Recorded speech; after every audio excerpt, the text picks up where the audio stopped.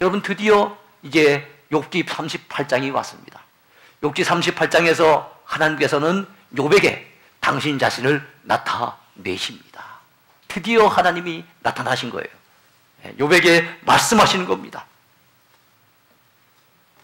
욥이 그동안 얼마나 하나님을 갈망하며 고대했습니까? 하나님 만나기를 소원했었죠. 그런데 하나님께서는 욥에게 나타나시더니만 욥이 기대했던 것과는 정 다른 방향으로 말씀을 하십니다. 욥을 책망하시면서 폭풍 가운데 하나님이 말씀하시는 거예요.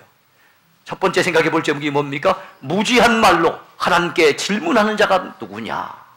사실 그동안 욥은 하나님의 얼굴 배우기만을 갈망해 오지 않았습니까? 욥은 그 이유를 알 수 없는 고난을 당하고 거듭되는 친구들의 그 추궁을 당하면서 이 세상에 그 어느 누구도 내 심정, 내 마음을 몰라준다고 생각했어요. 그래서 오직 하나님만이 내 마음을 아실 것이다. 하나님의 얼굴을 배울 수만 있다면 나의 이 억울함을 풀 수 있을 텐데 라고 생각하면서 하나님을 갈망해왔던 것이 사실입니다. 자, 그런데도 하나님을 만나 배울 수 없었습니다. 하나님을 그토록 만나기를 원했지만은 하나님을 만날 수 없어서 답답했던 욥의 심정이었어요. 욥기 16장 19절에서 20절까지 사이에서 그는 이렇게 독백을 합니다. 지금 나의 증인이 하늘에 계시고 나의 중보자가 높은 데에 계시니라. 나의 친구는 나를 조롱하고 내 눈은 하나님을 향하여 눈물을 흘리니 라고 고백합니다. 자기 증인이 어디 계신다고요? 하늘에 계신다는 거예요. 나를 증거해줄, 나의 의로움을 증거해줄, 나의 무죄함을 증거해줄 그분이 하늘에 계신다고, 나의 중보자가 높은 데 계신다고 생각을 하면서 나의 친구들은 나를 조롱하는데 높은 데 계시는 그분이 아무런 말씀이 없으시니 나는 하나님을 향해서 눈물을 흘리노라고 그는 고백했습니다. 그런데 여러분, 오랜 침묵을 깨뜨리시고 하나님이 드디어 욥기 38장에서 욥에게 나타나신 거예요. 욥의 입장에서는 얼마나 감격했겠습니까? 얼마나 반가웠겠습니까? 그런데 여러분, 욥이 전혀 기대했던 것과는 상관없이 우리가 일반적으로 생각하는 것과는 다른 방향으로 하나님이 말씀을 하시는 겁니다. 하나님이 욥에게 나타나셔서 하셨던 첫 마디가 욥기 38장 여러분 2절에 나와 있어요. 무지한 말로 생각을 어둡게 하는 자가 누구냐? 욥의 말에 대해서 지금 언급하고 계세요. 여러분, 우리는 신앙생활을 잘하려고 한다면 말을 잘 사용해야 됩니다. 믿음 없는 말을 하면 안 됩니다. 불평의 말, 원망의 말, 의심의 말, 비난의 말, 이런 말 하면 안 됩니다. 하나님 다 듣고 계시고 알고 계세요. 하나님이 제일 먼저 말에 대해서 언급하시는데 이 욥의 말을 무슨 말이라고 언급하고 계십니까? 무지한 말이라고 말씀합니다. 무지한 말로 생각을 어둡게 하는 자가 큰 누구냐라고 욥을 책망하고 계시는 거예요. 우리가 일반적으로 예상했을 때는 그런 답이 아니었잖아요. 욥이 하나님을 뵙고 싶었던 이유가 뭡니까? 내게 왜 이런 고난이 왔는지 하나님 답을 좀 주세요. 하나님의 답변을 듣고 싶었던 그 욥에게 하나님은 답변을 주는 대신 질문을 던지시는 겁니다. 오히려 대답할 수 없는 곤란한 질문을 던지시는 거예요. 그 첫 질문이 무엇입니까? 무지한 말로 생각을 어둡게 하는 자가 누구냐라고 질문하시면서부터 여러분 38장, 39장, 40장, 41장 쭉 가면서 하나님의 질문이 계속되는 것을 알 수가 있어요. 그 어느 질문도, 그 한마디도 욥은 대답할 수 없는 그런 질문입니다. 너무 수준이 높아서 자기로서는 도무지 알 수 없는 영역이었기 때문에 욥은 한마디도 대답을 못하는 그런 질문이었어요. 그렇습니다. 욥기 38장에서 하나님께서는 온 우주를 창조하시고 운행하시는 하나님의 질서에 대해서 물으셨는데 여러분, 피조물 된 연약한 우리 인간, 유한한 우리 인간으로서는 어느 누구도 대답할 수 없는 그런 질문입니다. 그러므로 왜 이 질문을 던지셨겠습니까? 욥이 대답할 수 없는 질문인데 대답할 수 없는 내용인 줄 뻔히 알면서도 왜 하나님이 질문을 던지셨겠습니까? 그것은 욥에게 어떤 답변을 듣고자 함이 아니었어요. 참으로 욥이 하나님의 이 질문 앞에 아무 대답을 할 수 없는 자기 자신의 유한함, 그 무지함, 그리고 그 비천함을 뼈저리게 느낄 수 있게 해주기 위해서 이런 질문을 던진 겁니다. 하나님께서는 하나님의 행하시는 모든 일에 대해서 내가 다 아느냐고 물으셨어요. 하나님이 행하시는 그 모든 일들을 네가 다 알고 있느냐라고 물으십니다. 하나님께서는 욥기 38장에서 하나님께서 행하시는 온 우주에 대한 창조 사역과 운행의 섭리에 대해서 여러 가지 질문을 욥에게 던지십니다. 예를 든다면 욥기 38장 4절에 나와 있는 말씀처럼 내가 땅에 기초를 놓을 때 내가 어디 있었느냐? 내가 깨달아 알았거든 말할지니라. 내가 네가 발 디디고 있는 땅, 그 땅에 기초를 놓을 때 너는 어디서 무엇을 했단 말이냐? 그때는 욥은 태어나기도 전이었죠. 그렇지 않습니까? 자, 바다가 그 모태에서 터져 나올 때 문으로 그것을 가둔 자가 누구냐? 땅의 너비를 내가 측량할 수 있겠느냐? 내가 그 모든 것들을 다 알거든 말할지니라. 어느 것이 광명이 있는 곳으로 가는 길이냐? 어느 것이 흑암이 있는 곳으로 가는 길이냐? 비에게 아비가 있느냐? 이슬 방울은 누가 낳았느냐? 얼음은 누구의 태에서 났느냐? 공중의 소리는 누가 낳았느냐? 하나님의 질문은 계속됩니다. 내가 번개를 보내어 가게 하되 번개가 내게 우리가 여기 있나이다 하게 하겠느냐? 가슴 속의 지혜는 누가 준 것이냐? 내가 사자를 위하여 먹이를 사랑하겠느냐? 젊은 사자의 식욕을 다 채워줄 수 있겠느냐? 까마귀 새끼가 하나님을 향하여 부르짖으며 먹을 것이 없어서 허우적거릴 때 그것을 위하여 먹이를 마련하는 이가 누구냐? 라고 지금 하나님이 질문을 던지세요. 여러분, 까마귀 새끼가 먹을 것이 없습니다. 그래서 오락가락하면서 여러분 허우적거립니다.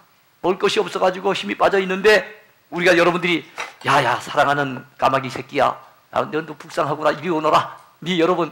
여러분들이 뭡니까? 그릇에다가 음식을 담아갖고 내놓을 수 있습니까? 매일같이 내놓을 수 있겠어요? 몰라요. 까마귀 한 마리 정도는 그렇게 될지 몰라도 여러분, 그 많은 까마귀 새끼들을 어떻게 우리가 다 감당하겠습니까? 까마귀 새끼하고 무슨 또 말이 통해가지고 그 까마귀 새끼의 그 어려운 사정을 알고 우리가 먹을 것은 내다 줄 수 있겠습니까? 사자를 위해서 우리가 사자가 얼마나 많이 먹겠어요? 그것을 위해서 사냥감을 다 먹잇감을 만들어가지고 던져줄 수 있겠습니까? 없잖아요. 그 모든 일들을 누가 하시는 겁니까? 하나님이 그 모든 것을 지으시고 그 모든 것을 다스리시고 그 모든 것들을 공급하시면서 이 세상 모든 것들을 하나님이 운행하시는 거예요. 그 가운데 나라고 하는 사람은 지극히 작은 미물에 불과하고 하나님의 많은 피조물 가운데 지극히 작은 한 점에 불과한 한 덩어리의 진흙에 불과하고 한낱 먼지에 불과한 존재가 누굽니까? 우리입니다. 그런데 그 세상 온 만물을 지으시고 다스리신 그 하나님 앞에 하나님 내게 왜 이런 일을 당합니까? 왜 이렇습니까? 라고 항변한다는 것 자체가 참 어리석고도 무지하고도 몽매한 모습이 아니겠느냐 이렇게 보는 겁니다. 하나님의 이러한 질문에 대해서 욥은 한마디도 대답하지 못했습니다. 욥은 그동안 친구들의 말에는 꼬박꼬박 대꾸를 잘했지요. 그러나 하나님의 말씀 앞에는 여러분 할 말을 잃어버립니다. 침묵이 흐를 뿐입니다. 욥뿐만이 아닙니다. 유한한 인생 가운데 그 어느 누가 하나님의 이러한 질문에 감히 나서서 아주 멋있게 답변해 낼 사람이 있겠습니까? 우리는 우리의 한계를 알아야 됩니다. 우리는 피조물입니다. 우리는 유한한 인생입니다. 우리는 죽을 인생입니다. 우리는 무능한 인생이에요. 겸손해져야지요. 겸손하게 낮아지고 우리 자신의 모습을 바로 발견해야 되겠지요. 욥은 하나님의 이러한 질문에 대해서 아무 할 말을 발견하지 못했어요. 제대로 답변하지 못했습니다. 그토록 하나님을 만나기를 소원했고 하나님 만나면 온갖 말을 다 물어보고 궁금했던 것 다 여쭤보고 싶었는데 한마디도 제대로 말을 붙이지 못합니다. 사랑하는 성도 여러분이요, 지금도 여러분의 마음 한구석에는 주님의 뜻을 다 알지 못한다고 섭섭해하고 하나님 내게 왜 이런 일들을 행하십니까? 라고 항변하는 혹시 원망스러운 마음들이 여러분 마음 가운데 있으십니까? 이제 내려놓아야 됩니다. 하나님께서 그런 자들에게 이렇게 말씀하실 거예요. 내가 땅에 기초를 놓을 때 너는 어디에 있었느냐? 너는 무엇을 하고 있었느냐? 이렇게 말씀하신다면 우리는 할 말을 잃을 겁니다. 두 번째 질문입니다. 하나님께서 던지시는 두 번째 질문, 욥기 39장에서 던지시는 질문이에요. 온 세상을 누가 주관하는지 내가 아느냐? 온 세상, 이 모든 만물을 누가 주관하는지 내가 알고 있느냐라고 물으십니다. 자, 이 질문은 네가 세상의 모든 것들을 다 알고 싶어 하는데 내가 이 세상의 모든 만물을 주관할 수 있겠느냐라고 하는 질문이기도 해요. 욥에게 네가 이 세상 모든 걸 그렇게 알고 싶으냐? 그 다음 네 이 세상 모든 것들 네가 한번 주관해 볼래? 네가 주관할 수 있겠느냐? 라고 하는 그런 질문이죠. 욥기 39장에서 하나님께서는 욥에게 동물의 세계를 얼마나 알고 있으며 그것을 주관할 수 있겠느냐고 물으십니다. 여러분, 동물의 세계 하면은 우리 인간 가까이에 지내는 동물들 아닙니까? 대다수가 그래도 우리 자주 접할 수 있는 동물들인데 그 가까이 지내는 동물에 대해서도 우리는 너무나도 몰라요. 아는 게 별로 없습니다. 네. 동물의 생태계를 주관하시는 분은 오직 하나님뿐이시기에 하나님만이 아실 뿐 우리는 잘 모릅니다. 잘 알지도 못하면서 뭘 주관하겠습니까? 하나님은 이렇게 질문하십니다. 산염소가 새끼 치는 때를 내가 아느냐? 암사슴이 새끼 낳는 것을 내가 본 적이 있느냐? 여러분, 사슴이 새끼 낳는 거 혹시 본 적이 있으세요? 네? 누가 들나귀를 놓아 자유롭게 하겠느냐? 누가 나귀에 매인 것을 풀었느냐? 들소가 어찌 기꺼이 너를 위하여 일하겠으며 내 외양간에 머물겠느냐? 말의 힘을 내가 주었느냐? 그 목에 흩날리는 갈기를 내가 입혀주었느냐? 매가 떠올라서 날개를 펼쳐 남쪽으로 행하는 것이 어찌 내 지혜로 말미암음이냐? 독수리가 공중에 떠서 높은 곳에 보금자리를 만드는 것이 어찌 내 명령을 따름이냐? 그렇습니다. 우리가 명령하고 우리가 지혜를 주고 우리가 힘을 공급하고 우리가 주관하고 이 세상 동물 가운데 어떤 것도 우리는 하나 만들지도 못하고 그걸 갖다 주관하지도 못합니다. 동물이 언제 새끼를 낳는지 몇 달 동안 새끼를 배에 있는지 그것조차도 우리는 모릅니다. 그 모든 것들은 누가 주관하고 계십니까? 하나님이 지으시고 하나님이 다스리시고 하나님이 주관하고 계시는 겁니다. 그렇다면 그 동물조차 그렇다면 우리 인생도 누가 다스리고 계신 겁니까? 다 하나님이 하시고 하나님의 뜻대로 주관하시고 하나님의 뜻대로 운행해 나가시는 거예요. 그분에게 모자람이 있겠습니까? 그분에게 불의함이 있겠습니까? 근데 하나님이 왜 이렇습니까? 라고 묻는다는 자체는 여러분, 그거는 피조물로서 가져서는 될 자세가 아닌 거지요. 자식이 조금 힘들다 그래서 어머니 왜 나를 낳아주셨어요? 하면서 어머니에게 항변하는 거나 똑같은 겁니다. 하나님은 계속해서 질문을 하십니다. 누가 만물의 지혜와 힘과 때를 주관하느냐? 이 만물에게 여러분 지혜를 주고 힘을 주고 그 때를 주관하는 자가 누구냐? 누구겠습니까? 당연히 하나님이시죠.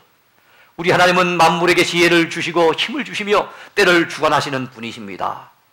하나님께서는 지혜 주관자로서 우주 만물에게 지혜를 주시기도 하시고 지혜를 거두기도 하십니다. 또 하나님은 힘의 주관자로서 당신이 지으신 모든 피조물들에게 필요한 힘을 공급해 주십니다. 예컨대 말에게 힘을 주시는 분이 누구십니까? 하나님이세요. 근동지방의 매라고 하는 거, 매라고 하는 새는 철새입니다.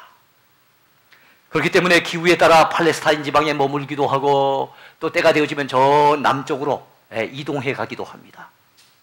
그 매의 움직임을 통해서 그 당시 그 지역의 사람들은 뭘 느낍니까? 때를 아는 거예요. 아, 어느 때가 되었구나. 계절을 아는 겁니다. 기후를 아는 거예요. 이 새들도 자기 날아갈 때를 아는 겁니다. 이 철새도 언제쯤 돼서는 날아가야 된다는 걸 아는 거예요. 근데 만물의 영장이라고 하는 우리 인간은 때를 모를 때가 참 많습니다. 5분 앞에 자기가 죽을지도 모릅니다. 네? 떠나야 될 때를 잘 모릅니다. 그 다음에 또 물러나야 될 때를 잘 몰라요. 하나님 앞에 회개하고 돌아와야 될 때가 있는데 돌아올 때를 잘 모릅니다. 그래서 참 공중에 나는 학은 그 시기를 알고 말입니다. 다른 어떤 새들은 그 때를 알아서 돌아오는데 도대체 내 백성은 돌아올 줄 모른다 하면서 하나님께서 이사야 선지자를 통해서 안타까워하시기도 했어요. 사람들은 때를 잘 모릅니다. 그 때도 잘 모르는 자들이 이 세상의 모든 때를 주관하시는 그 하나님 앞에서 하나님 왜 이렇습니까? 라고 묻는다는 것은 그것은 여러분 우리의 능력을 초월한 해서는 안 될 질문이라고 생각을 합니다. 자, 이런 깨우침을 하나님께서는 지금 욥에게 주고 계시는 거지요. 내가 누구이기에 이 세상 모든 것들을 주관할 수 있겠느냐라고 욥에게 물으신 하나님은 이번 세 번째 질문입니다. 내가 누구이기에 하나님과 논쟁하겠느냐라고 물으십니다. 하나님은 욥에게 말씀하십니다. 욥기 40장에서 말씀하고 계시는 거예요. 뭐라고 말씀하십니까? 하나님께 트집 잡고 하나님을 탓하는 자가 누구냐? 하나님은 욥에게 말씀하시기를 하나님께 트집 잡는 자로, 하나님을 탓하는 자로 그렇게 규정하고 계십니다. 40장 여러분 2절을 보시기 바랍니다. 트집 잡는 자가 전능자와 다투겠느냐? 하나님을 탓하는 자는 대답할지니라. 자, 트집 잡는 자, 하나님을 탓하는 자로 욥을 지금 규정하고 있다는 걸 볼 수가 있습니다. 그렇습니다. 참 그동안에 욥은 자기도 모르는 사이에 자기의 억울함을 항변하는 과정, 친구들에게 자기의 억울함을 호소하는 과정 속에서 자기도 모르는 사이에 하나님을 탓하는 자가 됐어요. 하나님의 트집을 잡는 자가 됐습니다. 하나님이 우리를 성공으로 이끄실 수도 있고, 하나님이 우리에게 실패를 허락하실 수도 있어요. 하나님이 우리에게 형통을 열어주실 수도 있고, 하나님이 우리에게 곤고한 날을 허락하실 수도 있는 거예요. 하나님이 우리에게 생명을 주실 수도 있고, 생명의 주관자 되신 그분이 때가 되어지면 생명을 거두갈 수 있는 고난도 있는 겁니다. 그런데 지음받은 우리가 우리를 지으신 그분을 향해서 왜 그렇게 합니까? 라고 한다는 것은 이거는 있을 수 없다는 겁니다. 그래서 하나님은 끊임없이 지금 질문을 던지고 있는데 이 질문에 대해서 욥은 한마디도 제대로 대답을 못하고 있어요. 그러면서 스스로 느끼는 거죠. 아하, 내가 그동안에 하나님에 대해서 의문을 품고 하나님에 대해서 뭔가 말을 건네고 하나님 좀 억울합니다. 하나님 나타나셔서 내 문제 좀 해결해 주세요라고 항변했던 것은 내가 감당할 수 있는 영역이 아니었구나. 내가 알 수 있는 영역이 아니었구나. 내가 침범해서는 안 되는 영역이었구나 하는 것을 그는 뼈저리게 느끼고 있는 겁니다. 자, 욥은 하나님께서 자신에게 나타나셔서 들려주신 엄한 말씀을 듣고서 두려워 떨면서 아무 말도 하지 못하고 침묵을 지키다가 가까스로 짤막하게 한마디만 토해냅니다. 이렇게 고백하지요. 욥기 40장 3절에서 5절까지 보시기 바랍니다. 욥이 여호와께 대답하여 이르되 보소서 나는 비천하오니 무엇이라 주께 대답하리이까? 손으로 내 입을 가릴 뿌리로소이다. 내가 한 번 말하여 싸운즉 다시는 더 대답하지 아니하겠나이다. 손으로 뭐 한다고요? 자기 입을 가릴 뿌리로소이다. 근데 그동안에 해서는 안 될 말 참 이게 너무 많이 했다는 거예요. 손으로 입을 가리고 싶다는 겁니다. 그렇습니다. 욥의 고백처럼 하나님 앞에 서면 우리는 비천하고 무지한 존재임을 실감하지 않을 수 없을 것입니다. 하나님 앞에 서면 손으로 내 입을 가릴 뿐 그 어느 누가 감히 하나님 앞에 말을 토해낼 자가 있겠습니까? 이건 왜 이렇습니까? 라고 따져 물을 자가 있겠습니까? 하나님께서는 욥에게 다시금 경고하시며 말씀하십니다. 욥기 40장 7절에서 9절까지를 여러분 보시기 바라요. 너는 대장부처럼 허리를 묶고 내가 내게 묻겠으니 내게 대답할지니라. 내가 내 공의를 부인하려느냐? 내 의를 세우려고 나를 악하다 하겠느냐? 내가 하나님처럼 능력이 있느냐? 하나님처럼 천둥소리를 내겠느냐? 여러분, 우리는 이 말씀을 통해서 하나님께서는 욥이 그동안 자기의 의를 주장하려고 마치 하나님께서 뭔가 불의한 일을 행한 것처럼 그렇게 잘못된 말을 했다는 것을 우리는 알게 됩니다. 여러분이요, 오늘날 욥은 의로운 사람이에요. 믿음 좋은 사람입니다. 우리가 봤을 때는 참 훌륭한 사람이고 본받을 만한 사람입니다. 그런 사람도 하나님에게 의문을 품고 뭔가 따져 물었을 때 하나님이 나타나서 이렇게 호되게 책망하신 것을 보면은 여러분, 우리가 욥이 이렇게 범할 수 있는 우를 우리도 더 많이 범할 수 있겠지요. 욥과 같이 의로운 사람도 하나님에게 대해서 뭔가 항변했다고 한다면 우리도 그럴 때가 많이 있을 거예요. 근데 이거 조심해야 된다는 얘기입니다. 근데 여러분, 우리가 뭔가 하나님에 대해서 하나님 왜 이렇습니까? 라고 얘기할 때, 그 항변할 때 보면은 주로 어떻습니까? 내 의를 세우려고. 내가 불의하지 않다. 내가 옳다. 내 말이 옳다. 내가 죄를 짓지 않았다. 내가 무죄하다. 이런 것들을 나타내기 위해서 하나님을 갖다 들미며 하나님을 갖다 끌어들이는 경우가 많이 있어요. 우리의 한계를 알아야 됩니다. 우리는 하나님 앞에 지음받은 피조물인데 하나님 앞에 하나님께서 행하시는 모든 것들, 여러분, 하나님이 다 알고 행하시는 거거든요. 근데 우리가 내 무죄함을 드러내고 내 말이 옳다는 걸 항변하고 나의 의를 높이 세우기 위해서 하나님 왜 이렇게 하십니까? 왜 이렇게 하십니까? 하는 것은 하나님을 불의한 자로 몰고 가는 그런 여러분 잘못을 범하게 된다는 겁니다. 그러므로 우리가 조심해야 되겠지요. 위험한 생각입니다. 교만한 생각이에요. 이런 위험하고 교만한 생각을 떨쳐버리고 하나님 앞에 회개해야 될 줄로 믿습니다. 우린 겸손해져야 됩니다. 더 낮아져야 됩니다. 우리 한계를 깨우쳐 알아야 됩니다. 오늘 말씀을 맺습니다. 하나님은 빚진 것도 없고 답변해야 될 의무도 없습니다. 하나님은 이 세상의 모든 것들이 다 하나님의 것이에요. 우리에게 다 그것들을 또 주셨어요. 우리 하나님께로부터 엄청난 빚을 우리가 지고 사는 겁니다. 은혜의 빚을 지고 삽니다. 사랑의 빚을 지고 삽니다. 엄청나게 하나님께로부터 받은 것을 받아 누리며 살고 있어요. 근데 하나님께서는 우리에게 빚진 것도 없으신데 우리는 노상 하나님 앞에 내놓으라고 합니다. 끊임없이 요구합니다. 왜 하나님 이거 안 주십니까? 내게 이게 부족한데, 이게 어려운데, 이게 이런 문제가 있는데 왜 이거 도와주지 않습니까? 라고 하나님 앞에 끊임없이 우리는 요구할 때가 많이 있지요. 근데 기억해야 됩니다. 하나님은 우리에게 빚진 것이 없으십니다. 하나님은 말씀하셨어요. 욥에게 분명히 말씀하셨습니다. 여러분, 욥기 41장 11절에 이렇게 말씀하고 계시죠. 누가 먼저 내게 주고 나로 하여금 갚게 하겠느냐. 온 천하에 있는 것이 다 내 것이니라. 달리 말한다면 하나님은 우리에게 빚진 게 없으시다는 얘기입니다. 또는 하나님은요, 여러분, 우리에게 답변해야 될 의무도 없습니다. 근데 하나님 앞에 우리는 조금만 의문이 생겨도, 조금만 문제가 생겨도, 조금만 내 머리로 이해 안 되는 문제가 생겨도 하나님 왜 이렇습니까? 하나님 왜 이렇게 행하십니까? 왜 내게 이런 일이 일어나게 만드십니까? 라고 끊임없이 질문을 해야 되는 못된 습성이 있습니다. 그런 잘못된 버릇을 우리는 버려야 됩니다. 우리는 침묵해야 됩니다. 하나님이 행하시는 일은 뭔가 하나님의 뜻이 있어서 행하시겠지라고 생각하고 침묵으로 받아들여야 됩니다. 특별히 고난당할 때, 고통당할 때, 문제를 만났을 때, 그때 우리는 고통 중에도 여러분 묵묵히 침묵하면서 믿음으로 그 부분을 이겨낼 수 있어야 됩니다. 하나님이 뭔가 뜻이 있어서 행하셨는가 보다 라고 생각을 하고 여러분 입을 벌리기 시작하면 그때부터 범죄하기 쉬워요. 침묵하면서 그 모든 것들을 믿음으로 이겨낼 수 있는 저와 여러분이 되어야 될 줄로 믿습니다. 그때도 하나님을 향해서 하나님 괜찮습니다. 저는 하나님이 계시는데 제가 뭐 어떻겠습니까? 이거 없어도 괜찮습니다. 이거 좀 문제가 생겨도 괜찮습니다. 이게 좀 사라져도 괜찮습니다. 내가 좀 어려움을 만났지만 하나님 괜찮습니다. 저는 하나님이 계시잖아요. 하나님이 있어서 저는 괜찮습니다. 하나님, 전 괜찮습니다. 한번 따라해 보시기 바랍니다. 하나님, 전 괜찮습니다. 어려움을 만났는데도 하나님, 전 괜찮아요. 하나님이 계시는데 전 괜찮습니다. 이런 믿음을 가지고 살아가는 저와 여러분이 됐으면 좋겠습니다.